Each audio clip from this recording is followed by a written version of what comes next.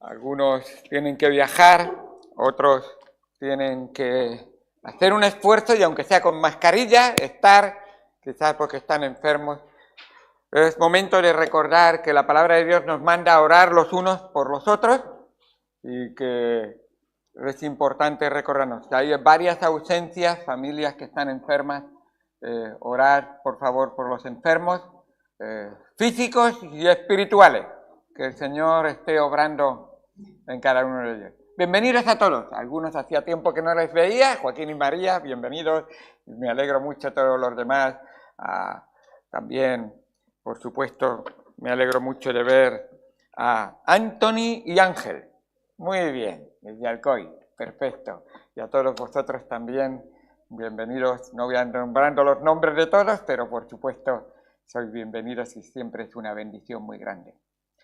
Hoy estoy aquí y la verdad es que vengo a daros una prueba más de que la palabra de Dios que tenemos delante de nosotros es la palabra completa de Dios, con sus cosas positivas y cosas negativas, con sus cosas buenas y sus cosas malas, porque nos viene a decir siempre la verdad, toda la verdad y nada más que la verdad. Y no estoy ante un juicio, pero sí que estoy ante el juez de todos los jueces que nos juzgará a todos. Y él siempre va con la verdad. A propósito, me alegro de ver a Ciro. Ya no me acordaba cuándo fue la última vez, pero bienvenido y ayer me dio una sorpresa viniendo al desayuno, así que qué bien, muy bien, me alegro mucho. Estamos orando para que tus exámenes se hagan todos muy bien, que has tenido pruebas, así que volviendo otra vez al tema, por favor, Primera de Corintios, capítulo número 5.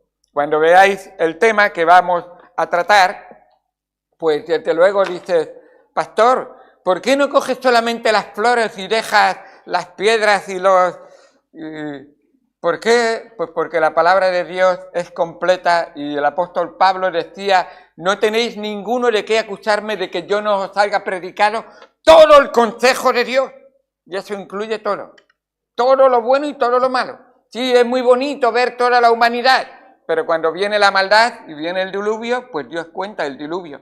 Y es muy bonito ver a Noé, que se salva y qué bueno que es, pero Dios no deja a Noé ahí como cuando tiene un error y se emborracha y causa un problema dentro de su familia, Dios lo nombra en la palabra de Dios. Y uno de sus hijos comete inmoralidad, la palabra de Dios lo nombra. Inmoralidad viéndole a él desnudo. Fíjate qué cosa. Y dice, pero tantas cosas también salen en la palabra de Dios. Esas cosas también ocurren en el mundo en que vivimos hoy en día. Y la palabra de Dios, escucha, es siempre permanentemente actual. O sea, es atemporal. No es que esto era para aquellos tiempos, para hoy en día ya no es. No. Siempre es actual. Porque el ser humano, al fin de cuentas, lo que hay en su corazón y la carne que tiene es la misma que tuvo Adán y Eva después de pecar y es la misma que tendrán nuestros futuros tataranietos hasta que venga el Señor Jesucristo. Y tendrán las mismas necesidades.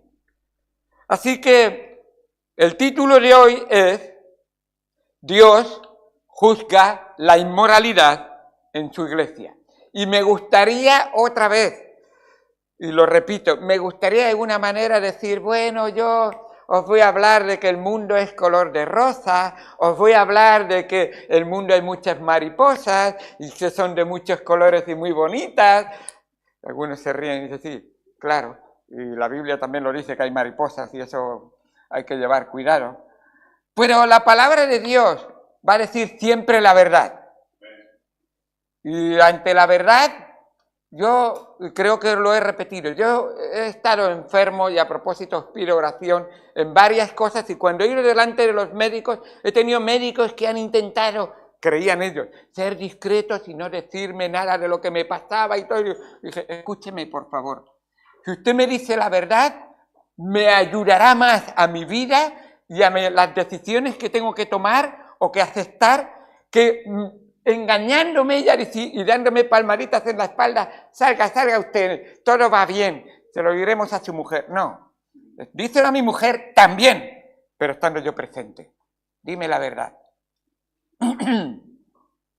Mañana tengo una prueba con el dermatólogo y parece ser que el Señor quiere seguir obrando. Cada vez que entro ahí en el hospital me tocan algo. Me tocan el corazón, me tocan las entrañas, me dan un tirón de oreja y parece que mañana me van a tocar las narices. Digo, la nariz, perdón. Así que, y cada una de esas cosas he tenido una operación. Y cada una de esas cosas. Pero Dios está en control de todo. Y damos gracias a Él de que Él sabe siempre lo que es mejor. Y a veces en nuestra vida hace así. Oye, que estoy yo aquí. ¿Por qué vives sin tenerme en cuenta? ¿Por qué tomas decisiones sin mirarme a mí primero? ¿Por qué haces lo que haces y no te das cuenta de que yo soy quien soy? Yo te he creado. Yo te tengo con vida. Yo quiero que tu vida me glorifique y por eso te he entregado a esa palabra de Dios, para que tú me conozcas y sepas cómo me puedes dar gloria a mí.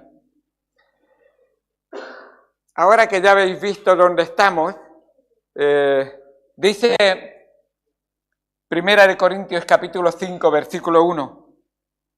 De cierto se oye que hay entre vosotros fornicación, y tal fornicación cual aún se nombra entre los gentiles, tanto que alguno tiene la mujer de su padre, y vosotros estáis envanecidos. ¿No debierais más bien haberos lamentado para que fuese quitado de en medio de vosotros el que cometió tal acción? Ciertamente yo, como ausente en cuerpo, pero presente en espíritu, ya como presente he juzgado al que tal cosa ha hecho. Y en el nombre de nuestro Señor Jesucristo, reunidos vosotros y mi espíritu con el poder de nuestro Señor Jesucristo, el tal sea entregado a Satanás para destrucción de la carne, a fin de que el espíritu sea salvo en el día del Señor Jesús. ¿No es buena vuestra jactancia? ¿No sabéis que un poco de levadura leura toda la masa? Limpiaos pues de la vieja levadura, para que seáis nueva masa, sin levadura como sois, porque nuestra Pascua, que es Cristo, ya fue sacrificada por nosotros. Así que celebramos la fiesta no con la vieja levadura, ni con la levadura de malicia y de maldad, sino con panes sin levadura, de sinceridad y de verdad. Os he escrito por carta que no os juntéis con los fornicarios, no absolutamente con los fornicarios de este mundo, o los ávaros, o los ladrones, o los idólatras, pues en tal caso sería necesario salir del mundo. Más bien, os escribo que no os juntéis con ninguno que llamándose hermano fuere fornicario, o ávaro, o idólatra, o maldiciente, o borracho, o ladrón, con el tal ni aun comáis. Juzgad a los que están. Porque, ¿qué razón tendría yo para juzgar a los que están fuera? ¿No juzgáis vosotros a los que están dentro? Porque a los que están fuera, Dios juzgará. Quitad, pues, a ese perverso de entre vosotros. Al leer esto, es una de esas ocasiones que digo, me gustaría no ser pastor. Es una de esas ocasiones que digo, Señor, tú me has llamado, tengo que hacer lo que tengo que hacer. Pero recordad que la palabra de Dios es lo mejor que nos ha dejado junto con el Espíritu Santo Dios aquí en esta tierra. Cielo y tierra van a pasar, el Espíritu Santo sabemos que es Dios, no tiene ni principio ni fin. Pero esta palabra que tuvo un principio no tendrá fin, existirá para siempre. El apóstol que escribió Hebreos, en el capítulo 13 de Hebreos, dice algo que está relacionado y tiene que ver, o lo relaciona directamente el pecado lo relaciona con el Señor, en cuanto a que Él no peca, por supuesto, pero dice Hebreos 13:4, honroso sea en todos el matrimonio y el lecho sin manchilla, pero a los fornicarios y a los adúlteros los juzgará Dios.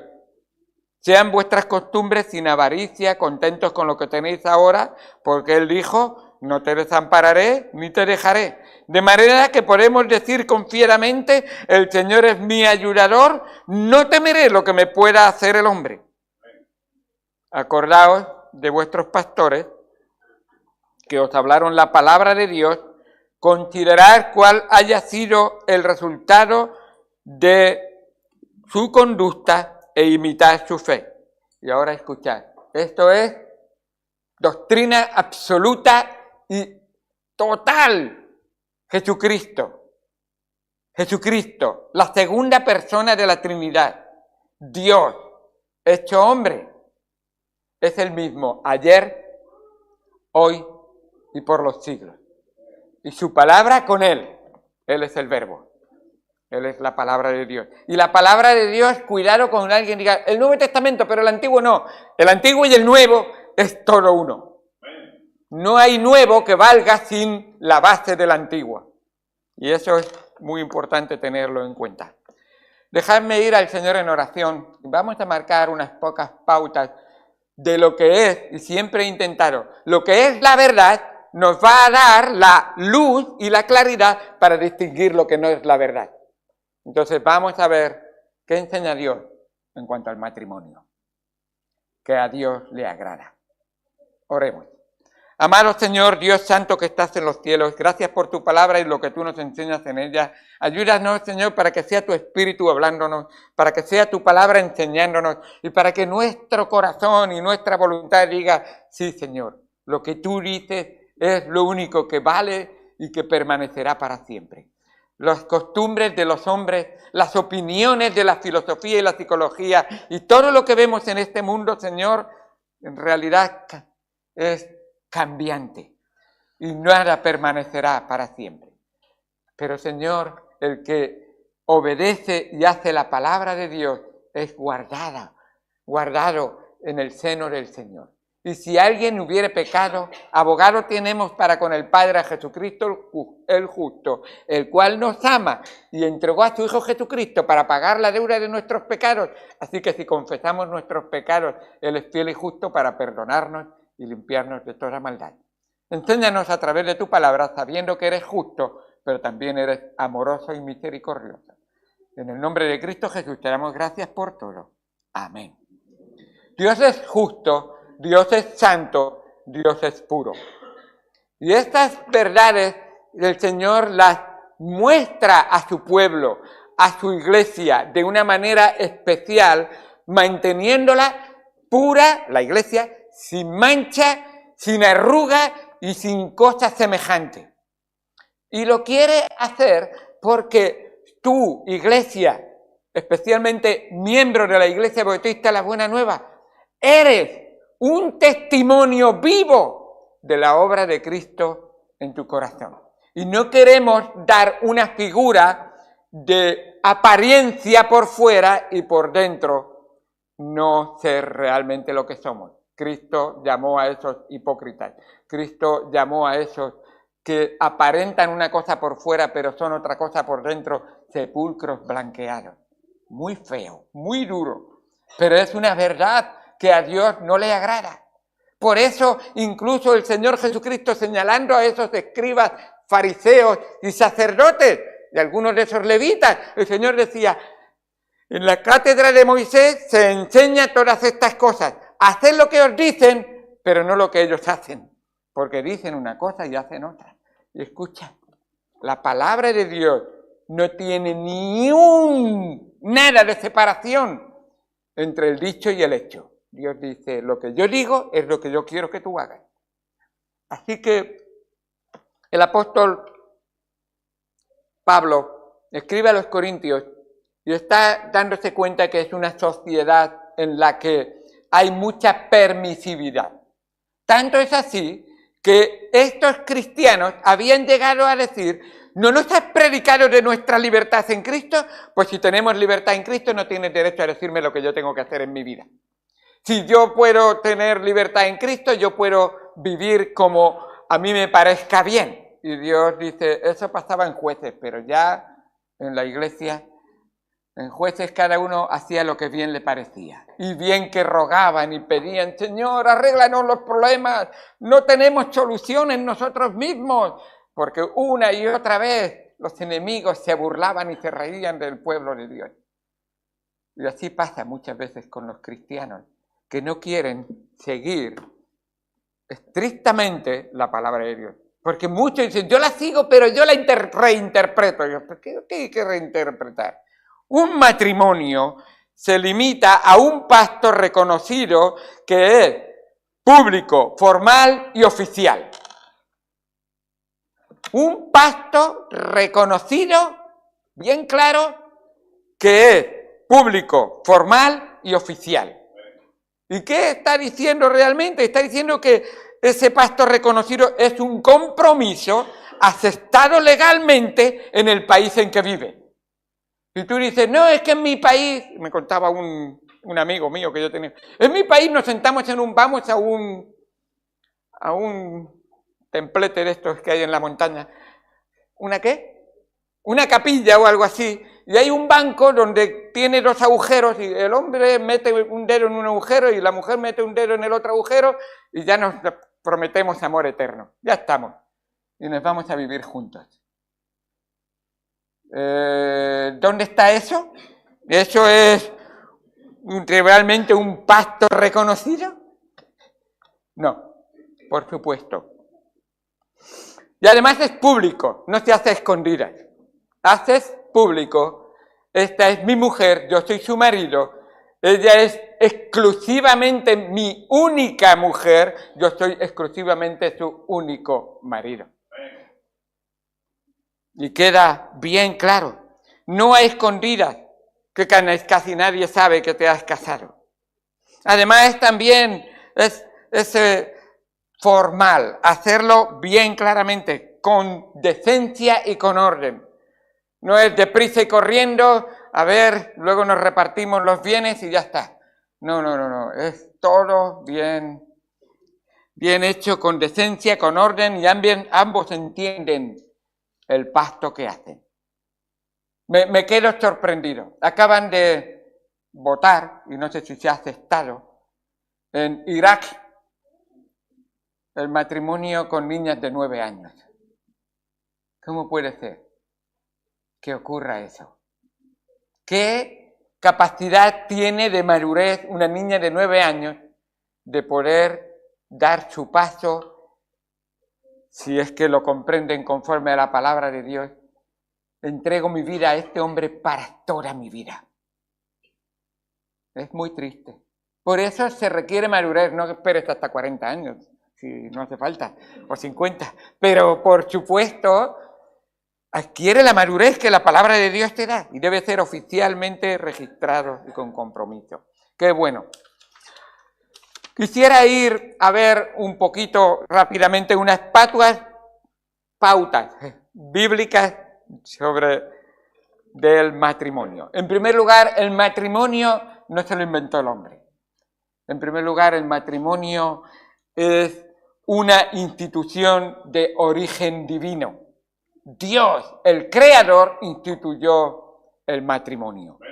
Así que hay que entender muy bien, Dios lo ha hecho, y si no hay matrimonio de un hombre nacido biológicamente hombre y una mujer nacido biológicamente mujer, si no ha ocurrido esto, entonces toda relación sexual fuera del matrimonio es pecado. Toda relación sexual fuera del matrimonio con otra persona es pecado.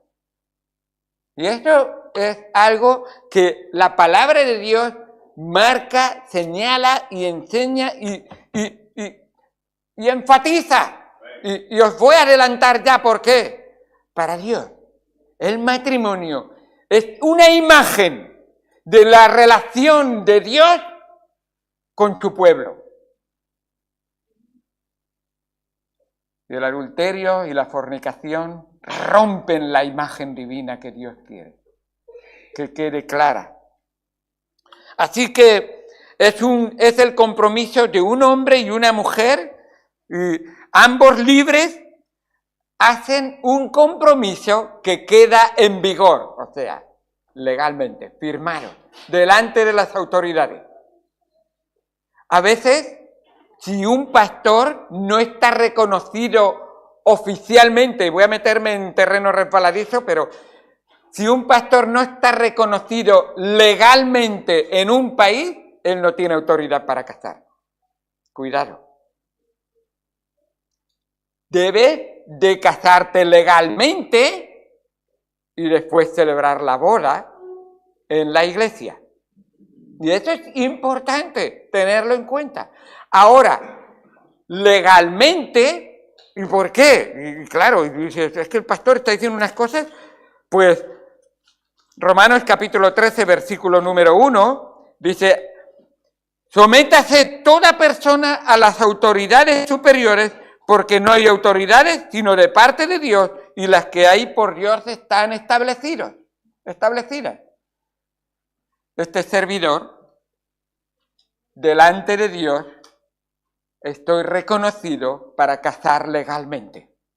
Ahora, perteneciendo, para los que lo sabéis, a la organización reconocida por el gobierno, llamada FEREDE, el día de la boda podríamos firmar, habiéndolo preparado, por supuesto con tiempo, porque las cosas de palacio van despacio, tiene su protocolo, pero habiendo preparado todos los documentos, se puede hacer.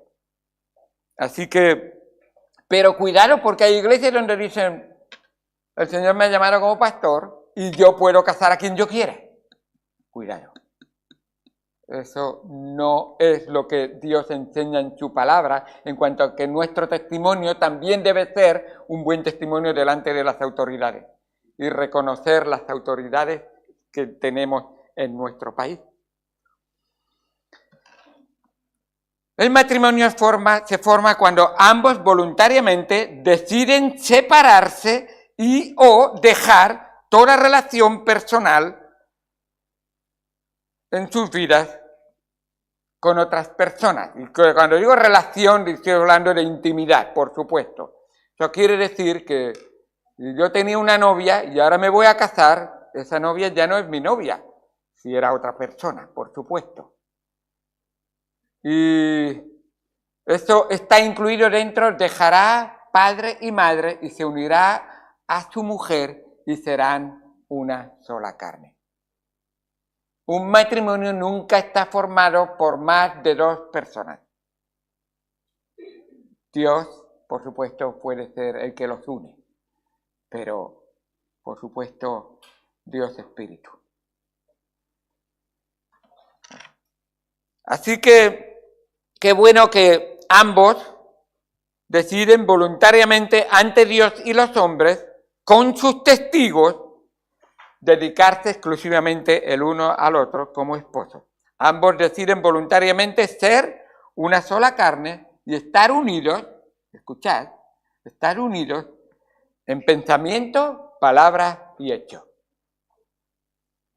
Es una tarea que empieza el día del sí quiero y firmar y acabará en el momento en que el Señor te lleva al cielo. Siempre tendremos que estar aprendiendo a estar unidos en ese sentido con nuestra esposa y con nuestro esposo. Por eso dice Primera de Pedro capítulo 3, si queréis verlo conmigo, Primera de Pedro capítulo número 3, versículo número 7. Vosotros maridos igualmente vivid con ellas sabiamente. La sabiduría no es astucia, es sabiduría de Dios. Ni inteligencia, es principios de la palabra de Dios. Dando honor a la mujer como vaso más frágil y como a coherederas es igual que yo delante de Dios. Ni más ni menos. Igual que yo delante de Dios. Coherederas de la gracia de Dios. ¿Y qué dice Dios? Dios dice, yo quiero tener comunión contigo. Si tú no te llevas bien con tu mujer, entonces estás teniendo un problema conmigo también.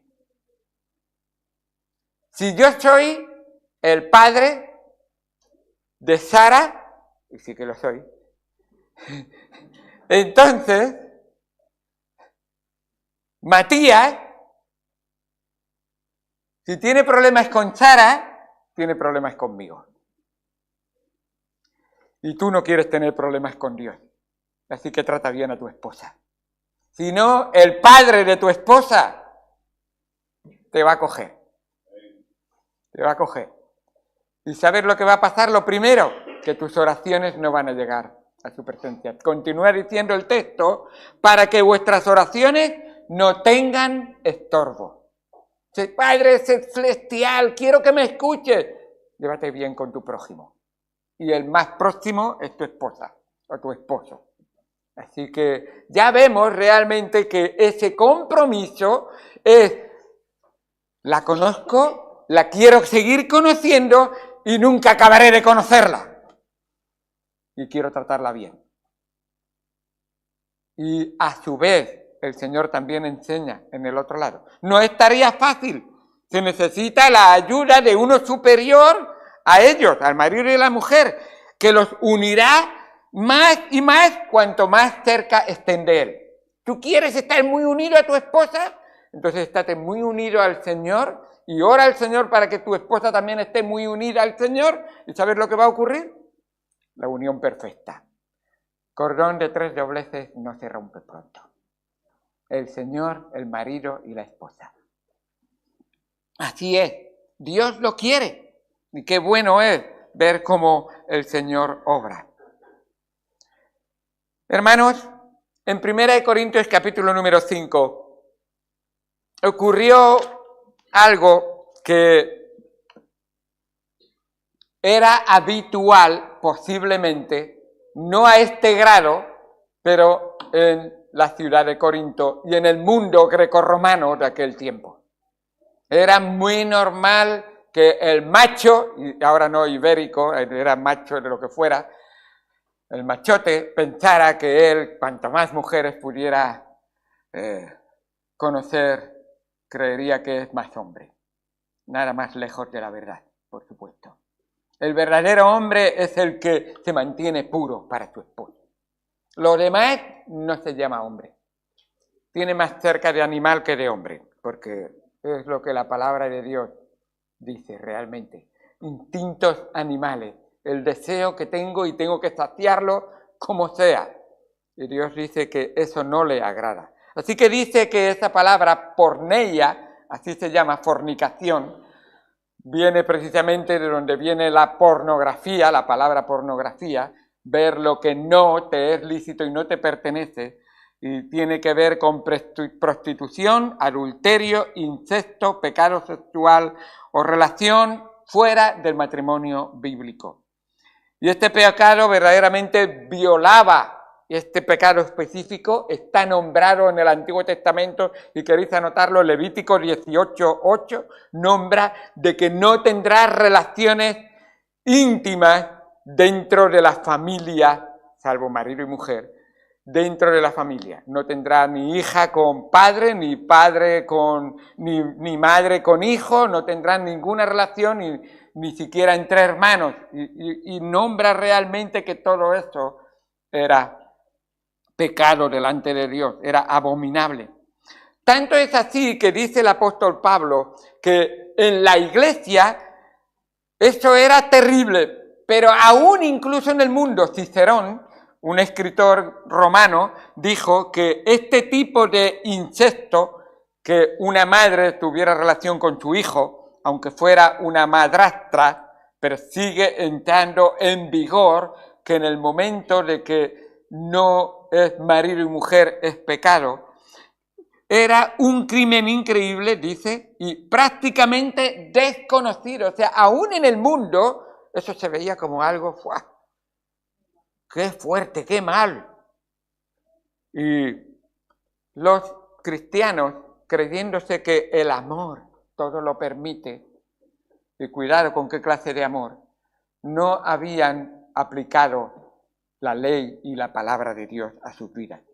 Tengo que matizar esto y solamente voy a llegar y dice, tal fornicación, dice, se oye entre vosotros tal fornicación que aún ni se nombra entre sí, tanto es que alguno tiene la mujer de, y ese de es crucialmente importante. Solo puedes tener relación con aquella posesión que Dios te ha autorizado. Es tu mujer y es tu marido. Y esto no vamos a entrar porque en el capítulo 7, o sea, 5, 6 y 7 son 3 capítulos que trata el Señor de poner orden dentro de lo que es la familia. Porque recordad, Dios es el fundador de la familia. Y qué importante qué importante es tener esto en cuenta, que el matrimonio es una imagen de la realidad que Dios quiere que nos desvirtuemos con nada, ni con separación, ni con divorcio, ni con inmoralidad, ni con fornicación, entre Jesucristo y su hija, y su esposa, perdón. Cristo es el esposo, la iglesia es la esposa. Y Cristo no se va a divorciar de su esposa. Cristo no va a hacer inmoral e irse con otra esposa. Y a su vez la esposa no debe de corresponderle y debe de guardarse pura y limpia para él. Así que es un pacto y eso indicaba pertenencia por un pacto o compromiso de bodas delante de testigos. Y luego lo que había pasado en la iglesia, y con esto ya termino, dice vosotros. Y está diciendo en el versículo 2, y vosotros estáis envanecidos. ¿Qué está pasando? El pecado era grave, pero la permisibilidad de pecado dentro de la iglesia es igualmente de grave. Es pecado.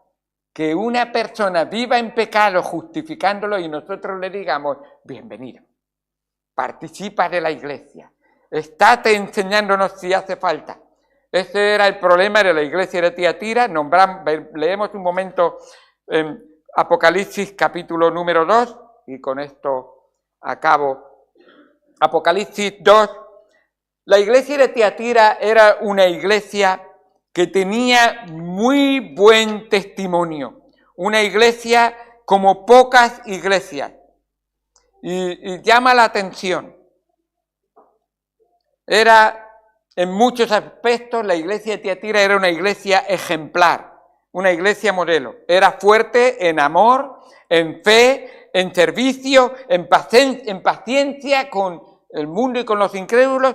Era fuerte también y crecía en buenas obras, pero nos dice en Apocalipsis 2:19, dice Jesucristo, yo conozco tus obras y amor y fe y servicio y tu paciencia y que tus obras postreras son más que las primeras, pero tengo unas pocas cosas contra ti, que toleras a esa mujer que se dice, profetiza, que enseñe y seduzca a mis siervos a fornicar y a comer cosas sacrificadas a los ídolos. Esa mujer estaba enseñando que la inmoralidad, si satisface tu necesidad, no te tienes que preocupar. No. Dios enseña y lo veremos. Si te estás quemando, entonces ora al Señor. Pídele al Señor que te dé una mujer y cásate conforme a la palabra de Dios. Así es. Así que, y él le dice, esta iglesia, porque ha sido permisividad, está permitiendo este pecado, le voy a decir lo que tiene que hacer. Tiene que decirle al hermano o la hermana, tienes que arrepentirte y tienes que arreglar tu pecado con el Señor. Y así hicieron en Tiatira. Dice el versículo 21, y le he dado tiempo para que se arrepienta, pero no quiere irse de su fornicación. No, es que me gusta lo que estoy haciendo. ¿Serás salvo realmente? Dios lo sabe. Vamos a ver. Y dice, he aquí yo la arrojo en cama, en gran tribulación, a los que con ella adulteran, si no se arrepienten de las obras de ella. Dios dice, la iglesia tiene que disciplinar y marcar claramente que si es pecado, entonces te separamos de la membresía y te enseñamos, corrígelo. Estamos dispuestos, primero, a estar orando por ti y segundo, a pedir a Dios que tú dejes tu pecado y que entonces vengas arrepentido, pidas perdón y te vuelvas otra vez a integrar en la iglesia. Pero no vamos a permitir que la iglesia esté viviendo en inmoralidad o permitiendo la inmoralidad. Y eso es algo que cuesta, pero hay que enseñarlo. Mi padre vendía fruta y solía ser que él me decía, oye, hijo mío, mira la caja y si encuentras una fruta que está prohibida, podrida, por favor, sácala. Tírala si es necesario. Y porque si no, mañana cuando volvamos a sacar la caja, estarán todas podridas.